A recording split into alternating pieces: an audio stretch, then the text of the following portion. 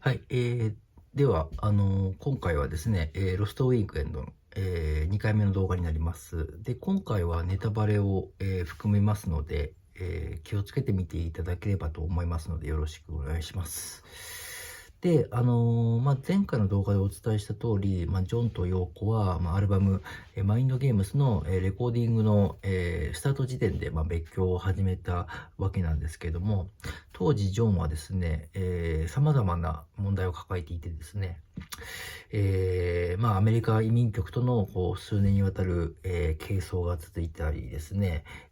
彼の反肉ソ運動、反ベトナム戦争活動、そしてアルバム Sometime in New York City に込められた、政治的なメッセージによって、当時のニクソン大統領の、標的となってですね、FBI に、監視されるまでになったというところで、そういったストレスフルな、状況の中、ジョンは、アルバムマインドゲームスの制作をスタートしているわけです。で、ジョンはほとんどの作品のプロデュースを手掛けていたフィル・スペクターに今回は依頼せずに、セルフプロデュースにすると。それにですね、いつも行動を共にしていた、ヨーコと離れて、生活していたこともあってですね、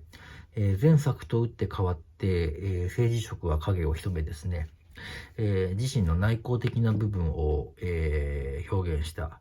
ジョンのファーストのジョンの魂に通じるような、そういった作品になっているというところです。この頃ジョンはですね、様々な憶測を呼ぶことからですね、自己表現に、関してですね、うんざりしている時期でして、次回はロックンロールの名曲を、カバーするアルバムを作ると、そういった宣言していることもあってですね、新たな表現方法を模索している時期だったんですね。で、同時期に陽子と、別居するまでに不仲になっていることから、おそらく今までの表現活動を、共にして、強い影響を、受け続けていた陽子と別れてですね、自分自身をリセットして新しい表現を探したかったんじゃないかなというふうに、思っております。ただ、陽子はですね、彼女特有の鋭い嗅覚でですね、ジョンのこういった心境の変化を素早く察知して、この状況を救うぴったりの人材、それがメイパーなんですけども、彼女をジョンに差し向けることにしたんです。それを聞くと、陽子の恐ろしさとか、ジョンも陽子の差し金であるメイパンをまんまと好きになってしまうという、なんとなくその心の弱さっていうのを感じます。実はすごく、ナイスカップルだっていうことが、このことからもちょっと言えるのかなというふうには思っております。で、なんで、メーパンは、ジョンを救うのにぴったりかっていうとですね、メーパンはあらゆる意味で、ヨーコとは正反対だったんですね。ヨーコが日本人、メーパンは中国移民の、子という、アジア系アメリカ人っていう共通点はあったんですけども、若さがあってですね、社交的で明るさがあってですね、お酒とドラッグをやらない。そしてアーティストでないという、陽子にはない、ところがですね、たくさんあってですね、ある意味陽子とは、対極の存在と言えるのかなと思います。で、ジョンはメイパンと一緒にいると、陽子に対して感じていた緊張感とか閉塞感から、解放された気持ちになっていたんじゃないかなと思います。で、そうなることを見抜いていた陽子っていうのも、恐るべしっていう感じですね。それも計算しつつ、メイパンを差し向けたと。ジョンに差し向けたという感じで、なかなかすごい、人間だなっていうふうに、思わざるを得ないというふうに思います。で、メイパンと暮らし始めたジョンはですね、社交的で明るい、メイパンに、影響されたのか、様々なミュージシャンと交流するようになるということです。で、次回作のロックンロールをレコーディングするために、ロサンゼルスに移住した後はですね、ハリー・ニルソン、リンゴ・スター、アリス・クーパー、キース・ムーン、といった窮地のミュージシャンたちと、破天荒に飲み歩くようになるとで、以前僕はですね、失われた週末っていうのは、ジョンは陽子と別れた寂しさで、飲んだくれるしかなかったのかなというふうに思ってたんですけども、陽子に抑圧された何かをこう取り戻すような感じで、ジョンにとってはこう必要不可欠なポジティブな、行動だったのかなというふうに、この映画を見て思いましたね。で、メーパンも飲みの席には同席することもあったと思うんですけども、彼女は、お酒もドラッグもやらないので、ジョンのいいブレーキ役になっていたのかなと思います。ただそれでも、ジョンは羽目を外しすぎて、お店とトラブルになったことも多々あったということを聞いておりますけれども。で、メーパーに話を戻しますと、彼女の最大の功績を、挙げるとしたらですね、ジョンに、家族や、友人たちとの時間を取り戻してあげたということが言えるかなと思います。で、家族っていうのは、ジュリアン・レノン、シンシア・レノンのことなんですけども、ジョンの長男であるジュリアン・レノンっていうのは、未だにメーパーの親友なんですよ。というのも、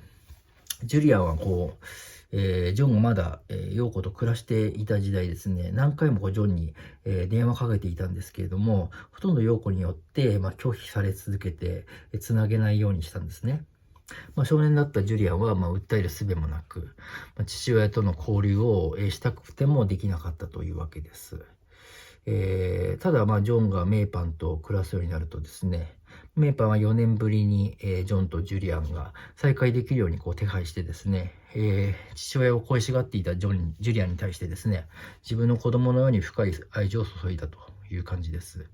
で、ジョンの元妻の、シンシア・レノンに対しても、メーパンは優しく接していたそうです。なので、こういう陽子に冷たくあしらわれていたこの2人にとってですね、メーパーは救いのような存在だったんじゃないかなと思います。それで未だにジュリアンっていうのはメーパーをリスペクトして、親友の関係を続けているというふうに、言えます。実際ジュリアンは、この映画にも出てきてですね、メーパーとの仲も、未だに続いているということを表していましたね。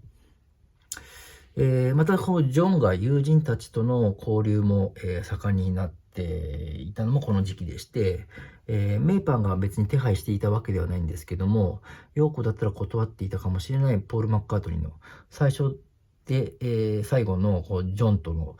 ポールの、ジャムセッションが行われたのもこの時期です。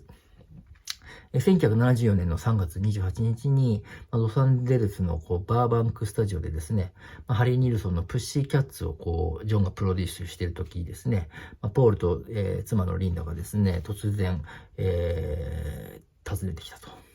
その場にはスティービー・ワンダーだとか、ギタリストのジェシー・デイビスだとか、サックス奏者のボビー・キース、あとハリー・ニルソンらも、同席していてですね、自然とジャムセッションへと流れ込んだというわけです。で、ジャムセッションでは、ポールは、ドラムとボーカル、